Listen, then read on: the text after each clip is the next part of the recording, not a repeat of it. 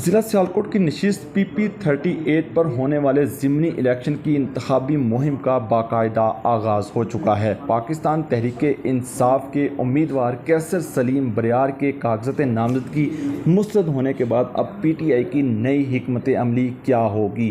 गुज़श्ता 2 रोज़ से होने वाली पेशरफ्त पर पाकिस्तान मुस्लिम लीग नून के उम्मीदवार बड़ी गहरी नज़र रखे हुए हैं। उनकी क्या राय है, आज की इस वीडियो में हम तफसीलन तज़किरा करेंगे। साथ ही साथ माहिरीन जो इस हल्के को बड़ी बारीक बीनी से समझते हैं वो इस इलेक्शन को बड़ी अहमियत दे रहे हैं। इसकी क्या वजह है, आज की इस वीडियो में हम तफसीलन इन तमाम मामलात का अहाता करेंगे। तो जिन लोगों ने अभी तक मेरा ये YouTube चैनल नई सोच को सब्सक्राइब नहीं किया, उनसे रिक्वेस्ट है कि वो इस चैनल को ज़रूर सब्सक्राइब करें, ताकि इस इलेक्शन के हवाले से भी जिस तरह हमने NA-75, NA-249 और खुशाब इलेक्शन के समेत दीगर जो इंतखाबात हैं, ज़िमनी इंतखाबात, उस हवाले से आपको आगाह रखा, तो इस इलेक्शन के हवाले से भी हम आपको तफसीलन आगाह करते रहेंगे।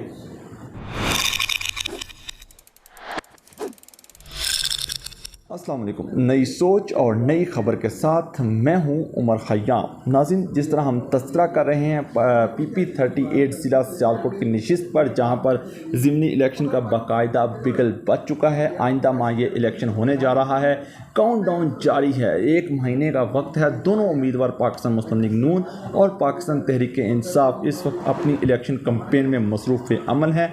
जोड़ तोड़ का सिलसिला भी जारी है और लोगों का जो अपनी पार्टी की तरफ माइल करने का जो सिलसिला है वो भी अरूज पर पहुंच चुका है। इस इंतखाबी मुहिम में के दौरान गुज़श्ता 2 रोज़ पहले एक जो PTI के उम्मीदवार थे कैसर सलीम बरियार, उनके हवाले से एक ख़बर जो सामने आई थी, जो बड़ा दचका समझा जा रहा है तहरीक-ए-इंसाफ के लिए भी इस हल्के में, कि उनके कागज़ात नामज़दगी रिटर्निंग अफसर ने मुस्तरद कर दिए हैं। इस बुनियाद करके वो दोहरी शहरियत के हामिल थे। गो के कैसर सलीम बरियार जिस दिन आखिरी डेट थी 10 जून के कागज़ात नामज़दगी की, उस रोज़ रिटर्निंग अफसर को ईमेल के थ्रू आगाह कर चुके थे कि वो अपनी बरतानवी शहरियत छोड़ चुके हैं। लेकिन बरतानवी शहरियत छोड़ने का वो जो सर्टिफिकेट है वो फ्राहम करने में नाकाम रहे, जिस बुनियाद पर RO ने उनके कागज़ात नामज़दगी मुस्तरद कर दिए हैं। अब अगला मरहला ट्राइब्यूनल का है।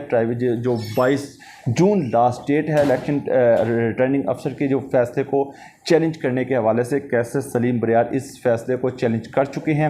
अब देखते हैं कि ट्राइब्यूनल भी रिटर्निंग अफसर के जो फैसला है उसको बरकरार रखता है, या फिर सर्टिफिकेट की बुनियाद पर बरतानवी शहरियत छोड़ने के हवाले से उसको दुरुस्त मानकर उनको इलेक्शन लड़ने की इजाज़त दी जाती है। अगर चाप ट्राइब्यूनल ने भी अगर रिटर्निंग अफसर के फ़ैसले को बरकरार रखा, तो इस सूरत में पाकिस्तान तहरीक-ए-इंसाफ का नेक्स्ट जो है वो कवरिंग कैंडिडेट कौन होगा, तो वो कैसर सलीम बरियार के बेटे साहबजादे एहसन सलीम बरियार इस इलेक्शन में तारिक सुबहानी का मुकाबला करेंगे, जो कि पाकिस्तान तहरीक-ए-इंसाफ के लिए एक मुस्बत चीज़ नहीं समझी जा रही थी।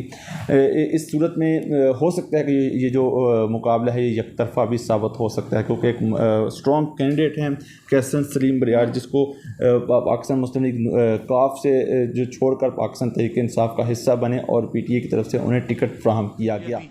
ये पासपोर्ट रख लें और मुझे सर्टिफिकेट दे दें, और अदालतों को भी उसका पता है। और जब मुझे वो सर्टिफिकेट मिलेगा तो उसकी वैलिडिटी जो है वो 10 जून से ही होगी, जिस दिन मैंने एप्लीकेशन की है, या 9 जून से होगी जिस दिन मैंने एप्लीकेशन। तो ये भी सारा मामला क्लियर है। तो अल्हम्दुलिल्लाह जब मैंने डॉक्यूमेंट्स जमा कराए हैं तो मैंने ब्रिटिश नेशनैलिटी छोड़ दी है। ना मैंने किसी की कोई सिफारिश करवाई है PTI की टिकट लेने के लिए, ना कोई दूसरा मामला है। मैंने PTI की टिकट PTI की अश्योरेंस पे उनके पास मैं गया हूं। उन्होंने कहा जी कि हमें आप जैसा एक स्ट्रांग कैंडिडेट चाहिए हल्के में, जिसकी फैमिली बैकग्राउंड हो, जिसकी फैमिली का सियासी बैकग्राउंड हो, जिसके पास वसाइल भी हो, और वो हल्के में एक पॉपुलर नेम भी हो, ताकि जो हमारे पिछले इलेक्शन PTI ने जो ज़िमनी इलेक्शन हारे हैं उनसे हमने ये सबक सीखा है कि हमें एक स्ट्रांग कैंडिडेट हल्के में पुट करना चाहिए।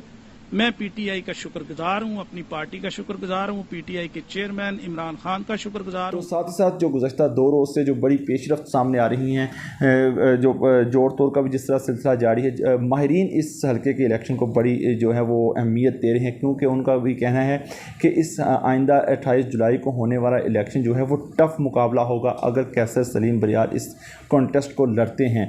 तो देखते हैं ट्राइब्यूनल का फैसला अब क्या आता है, लेकिन जो जोड़ तोड़ का सिलसिला जारी है उसमें एक बड़ी पेशरफ्त पाकिस्तान तहरीक इंसाफ के वाले से सामने आई है। वो ये है कि ताहिर महमूद हिंदली, जिन्होंने लास्ट टाइम जनरल इलेक्शन में 2018 में जिसका हमने गुज़श्ता वीडियो में भी तज़किरा किया था कि आज़ाद उम्मीदवार की हैसियत से इलेक्शन लड़ा और 12,000 से ज़ायद उन्होंने वोट हासिल किए थे। तो उन्होंने पाकिस्तान तहरीक इंसाफ का इस ज़िमनी इलेक्शन में हमायत करने की यकीन दहानी कराई है। फरदौस आशिक खान ने गुज़श्ता 2 रोज़ पहले उनकी मुलाकात भी करवाई थी वज़ीर आला पंजाब से और गवर्नर पंजाब चौधरी सरवर से, और जिसमें उन्होंने बाकायदा तौर पर शमूलियत इख्तियार की पाकिस्तान तहरीक इंसाफ में और कैसर सलीम बरियार को इस कंटेस्ट को जितवाने के लिए भरपूर जो हैं वो यकीन दहानी कराई को भरपूर इलेक्शन लड़ेंगे कैसर सलीम बरियार के हमरा। साथ ही साथ जो एक चैलेंजिंग सिचुएशन है पीटीआई के लिए इस हल्के के हवाले से वो सईद अहमद बली के हवाले से हैं, जो अभी तक अपने मौक़िफ़ पर डटे हुए हैं। उनका कहना है कि वो ही पाकिस्तान जिन्होंने लास्ट टाइम जो तहरीक इंसाफ की तरफ से इलेक्शन लड़ा और 40,000 से ज़ायद वोट हासिल किए थे।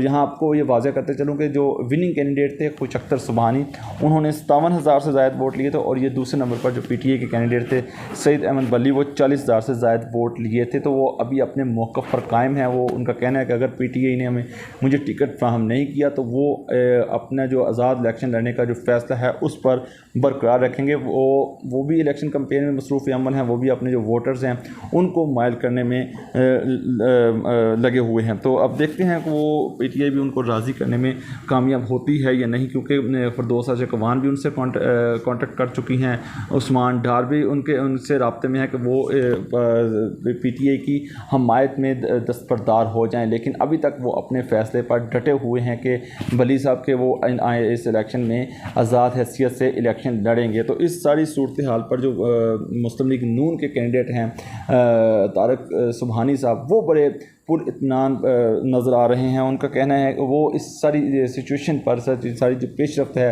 एक जो कागज़ाती नामज़दगी मुस्तरद होने के बारे से, दूसरी जो भली साहब अपने मौक़िफ़ पर कायम हैं, इस पर वो इत्मीनान का इजहार कर रहे हैं, क्योंकि ये सारी सिचुएशन उनके हक़ में जा रही है। वो भी इस वक्त अपनी इलेक्शन कैंपेन कर रहे हैं, मुख्तलिफ जो हल्के की बरादरियाँ हैं उनसे रजू कर रहे हैं। तो नाज़रीन देखते हैं अब आइंदा आने वाले दिनों में ये ट्राइब्यूनल का जो फ़ैसला है वो कैसर सलीम बरियार के हक़ में आता है या फिर उनको जो रिटर्निंग अफसर का फ़ैसला है वही उसी को बरकरार रखते हैं। तो इस सिचुएशन में पीटीआई जो नई हिकमत अमली किस तरह इस कंटेस्ट को लेकर चलेगी, बड़ा मुश्किल हो जाएगा पीटीआई के लिए ये फिर इलेक्शन लड़ना, इस इलेक्शन में तारक सुबहानी को टफ़ टाइम देना, क्योंकि तारक सुबहानी जो इस हल्के में उनका जो असर रसूख है वो बहुत ज़्यादा है। इस सारी सिचुएशन में जो भली साहब का किरदार है वो भी अहम है। अब पीटीआई के लिए एक चैलेंजिंग सिचुएशन है। क्या आइंदा आने वाले दिनों में ये बड़ी खुलकर पिक्चर सामने आ जाएगी कि पीटीआई भली साहब को जो है मनाने में कामयाब होती है या फिर नहीं। ये जो 2-3 चैलेंजिंग है, अगर इनको चैलेंजेस को हल करने में पीटीआई कामयाब होती है तो इस हल्के में तारक सुबहानी को टफ़ टाइम दिया जा सकता है। अगरचे दूसरी सूरत में तारक सुबहानी इस इलेक्शन को बड़ी आसानी जीतने में कामयाब हो सकते हैं। तो नाज़रीन आइंदा वीडियो तक मुझे दीजिए इजाज़त। आप मेरे इस चैनल को ज़रूर सब्सक्राइब करिए। अल्लाह हाफ़िज़।